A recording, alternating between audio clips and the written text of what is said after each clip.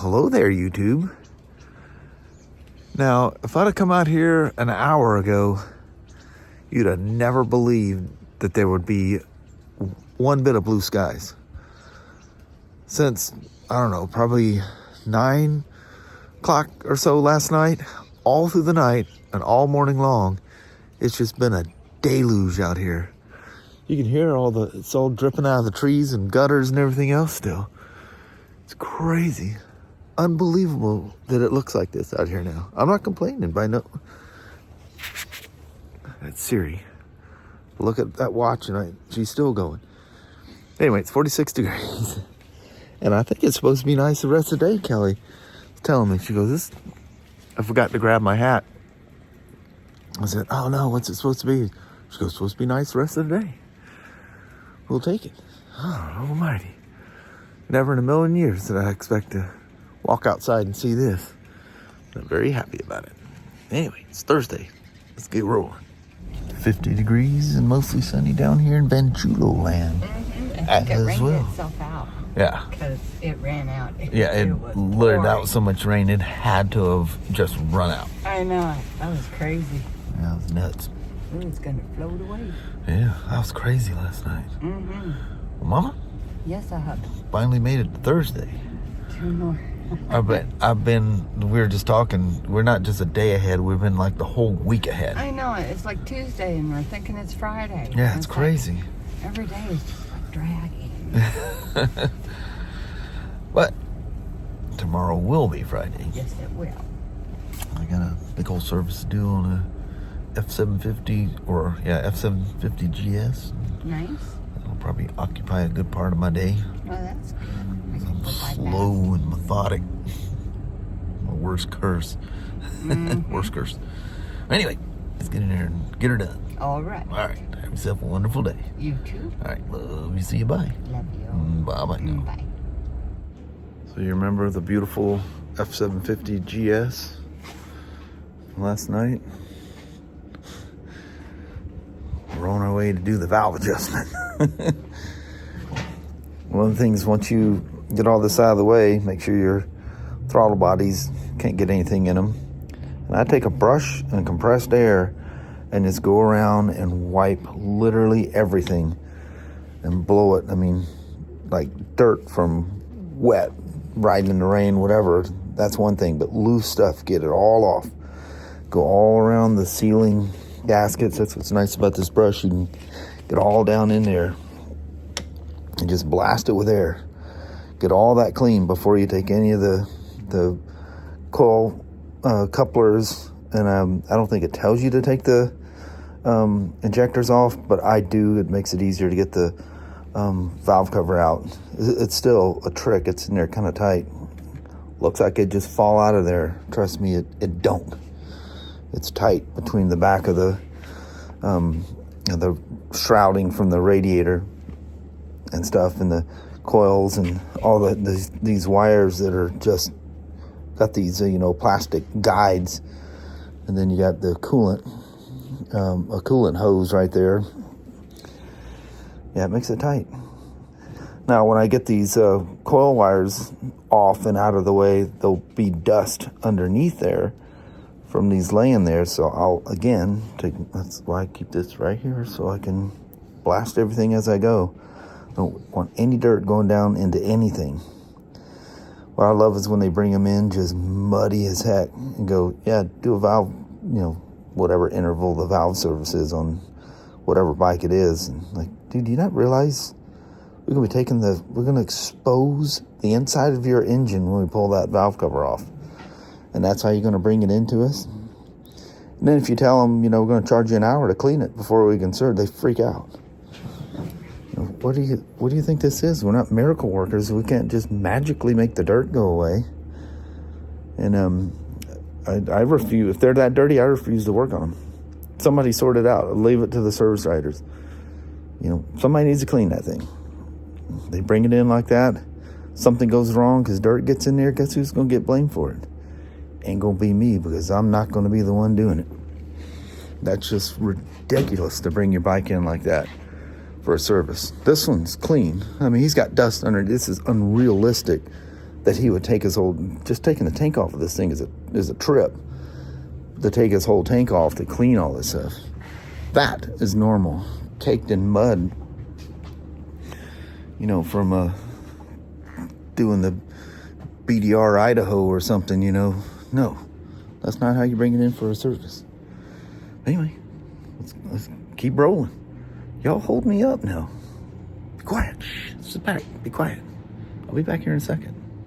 Just to give you a, for instance, of as you're taking things loose to clean underneath them, look at all the junk that was sitting underneath there. So now I got far enough. Not only will I, you know, brush dust it off of there, I'll take a clean microfiber and wipe it down just in case there's something in there. Oh, look at that. Vent hose is all but pinched right there. Look at that.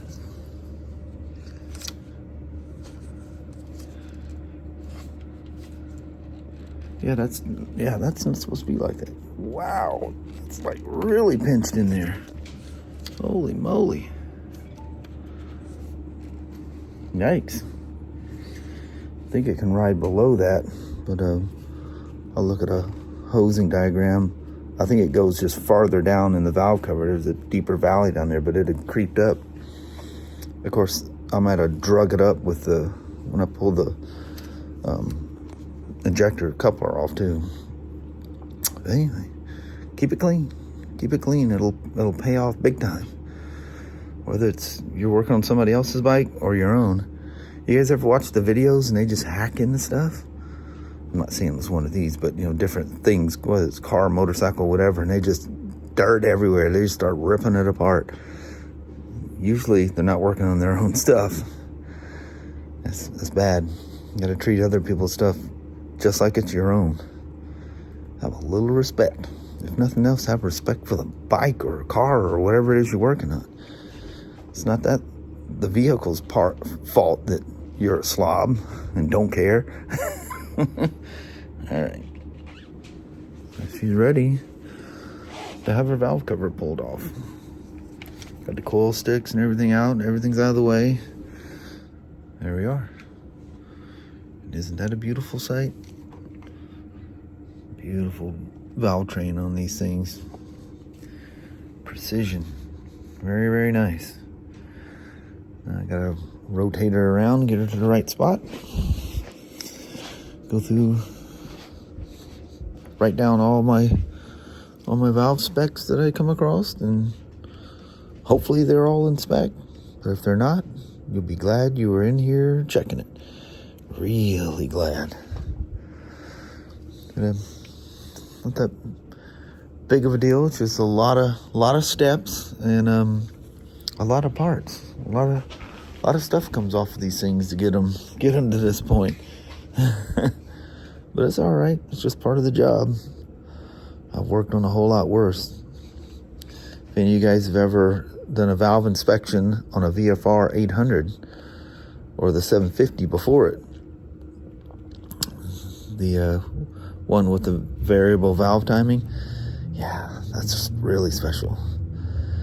You got to take all 4 cams out and put a tool in there to make it so that all the valves are active, because only half the valves are active until a certain RPM.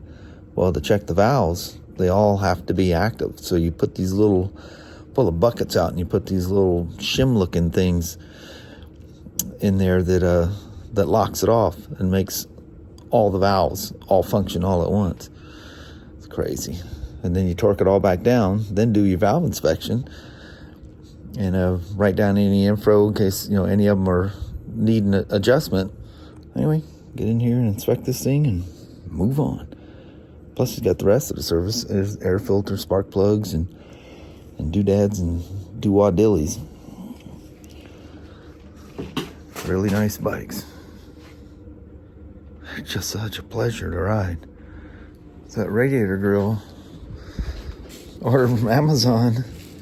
That thing's surprisingly good quality. I'm amazed. It's only $20. I like how they say this folding side mirror kit is exclusively designed for your vehicle. Yeah.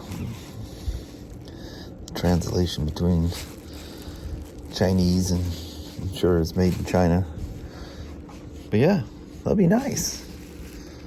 Doesn't have to be fancy. Doesn't need to be expensive either, because it's going to get just the powder coating is just going to get rock dinged off of it. I should drive along. For $20, you just toss it and get another one. But so obviously it lays flat around there because the radiator is actually curved, or maybe you can bow it into that shape. I have no idea. But actually, the thing being recessed out would even give more clearance underneath the, where the radiator bows behind it, because that's where it's going to hit, it's right in the center, most likely, unless you get something tossed off another vehicle, or your buddy riding in front of you. That's always good. Whack! Kelly gets me with flirty. I got to make sure I stay out of directly behind one of her wheels, because their fenders are so high on that thing, it just whizzes stuff at me. All right, that's pretty cool. It'll be fun to tinker with. Take about 2 seconds to put it in, though, or on. So before I attach a name to it, I can show it to you. Here's number 1, number 2 intake exhaust, 26 to 35 on the exhaust, 11 to 20. That's 0.11 to 0.20 millimeters. 15, 16, 16, 16, 29, 30, 29, 30. Perfectly in the middle of the range. And I would assume that he has a OEM air filter in there. I'll slip that out before I put the air box back in. And yeah, it gets new gaskets and seals before it comes in a kit. Plop all those on, and he'll be taillights down the road. How about that? Very nice. I love it when it all comes together. Yeah, it's pretty, especially when you leave these things stock. Use the BMW oils, stock air filters. They last forever and turn into something good to eat. She's all ready to start going back together. Another one of them Cornwell lights. Actually, it's one of their companies they sell, but that air filter, she was definitely due for a renew. So with these, you need to be careful. This cage it slides in the front. Got a little ramp that it rides down. It's got a little push button that kind of kicks it out of the little, it just pushes it forward enough that you can lift it and stick your fingers in the hole, but it's kind of tricky because you can't push the button. And but anyway, these filters, when these things first came out, there was a bulletin on these, but the air box, it looks like it's been modified. But there's 3 little nipples on the top and on the bottom. And the early ones were real short, so they didn't stick in there very well. But you get the filter down in there, you make sure all 3, the top and the bottom, are seated in there. And I like to do this while the air box is off, because I can blast anything that's made its way in there. You just go nice and smooth, and you'll feel it just click in. If it hangs up anywhere, push the button and lift the thing back up again, because the filter didn't snag right. But you only need to worry about that if you have one of the early 750s, 850s. I don't remember the bulletin. I don't know if we're replacing it's been so long, I don't remember. But he's got new valve cover gasket and the AIS cover stuff that's around the spark plugs as well. But filter, plugs, this thing's running like a dream. She's a happy bike. I like it when you see it like that. And the oil, because I can see what the condition is around the valve cover. Like it's about that interval it needs to be changed. It's not broken down. Everything's super slippery because you get it on the feeler gauges and tools, and everything becomes very slippery. One thing I didn't mention too is you need to pull these pop rivets on both sides, this pop rivet and this bolt here in the front, because you need to push the radiator forward. What it does, it because that barrier right there, so the fan's not just blowing under the tank, it blows down and out. But anyway, that gives you room to get underneath there from the front to check the valves. Plus it just makes it easier for taking the valve cover out too. And one of the tricks, well, you almost have to, because to get the radiator forward, you need to pull this coolant hose out of that clip. But while you're doing that, you take the air piece in that hose and just roll it under the frame while you're pulling the valve cover out, and it gives you enough room. You got to manipulate around that little clip, and that's zipped in the frame. Don't try to take it out, you'll break it. Unless you have another one to replace it, don't try to take it out. But you can move it around. That kind of snags the valve cover and the valve cover gasket when you're putting the new one in. So just, be careful, methodic. Don't mess around. This bottle was almost to the low mark. I topped her off to the full. Once I get it together, to run it and change the oil and filter in it. And I think it's just other basic stuff. It's not a brake flush. Of course, I gotta check and adjust and lube his chain, adjust it if it needs it. A lot of times these chains are just right where they need to be. It's people don't ride them that hard. If you're out there popping wheelies and trying to do burnouts and stuff, but that'll take your chain out real quick. Oh, talk about the ambient air temperature sensor. Was also used for part of the EFI too, but the TFT uses the information gathered by this. That's air coming directly in. That's why these have such accurate temperature. Be careful with that tip. You can snap it, and when it snaps, it doesn't work anymore. Even though you look in, it just appears to be plastic. It stops working. I haven't gotten to the point where I check this. I'm doing all that stuff first, but I was just taking my towels and stuff that was laying on here, and look what I see. Look where the battery tender leads. They're underneath the heavy gauge cable. I don't know how much I keep preaching that. Any accessories has to go on top of that cable, not underneath, because this is weak compared to this. That's why it's got that big, thick connector, big, thick cable, and you got this little flimsy, chrome-plated little thing underneath there. And you'll be out in the middle of nowhere when it bites you. You'll be wondering, what happened? Why won't my bike start? Because you put the cables in there correctly. So I got to flip that around. But I got to hook it up to the computer anyway, because it'll erase the date and time. I got to reset that anyway. Well, excuse me, I'm getting to the point about ready to throw the tinklet on here, but I'm kind of running out of time. I've got to go here, and I got a little time. Thought it was later when it was. When the techs came down, had some questions, and we were talking about stuff. Yeah. Not a bad bike to work on at all. Nothing's deeply buried anywhere. It's all, you gotta take the bodywork off, but everything's exposed. You take the tank and airbox off, and literally you have exposure to the whole wiring harness should you need to get into that. It's all very simple. And nothing goes wrong with these things. No little weird quirks. The other nice thing is you don't have people throwing all these goofy things on there, CAN bus helpers and all these things that are just a disaster waiting to happen. I think I'll probably roll out on that as far as doing this thing, because I'll finish up a bit here and clean up my tools that are literally laying everywhere, and I guess from that, Mom and I will roll home. I'll probably come up with something. I'll be back. You know how it is. I'll go, oh yeah, I want to tell him that.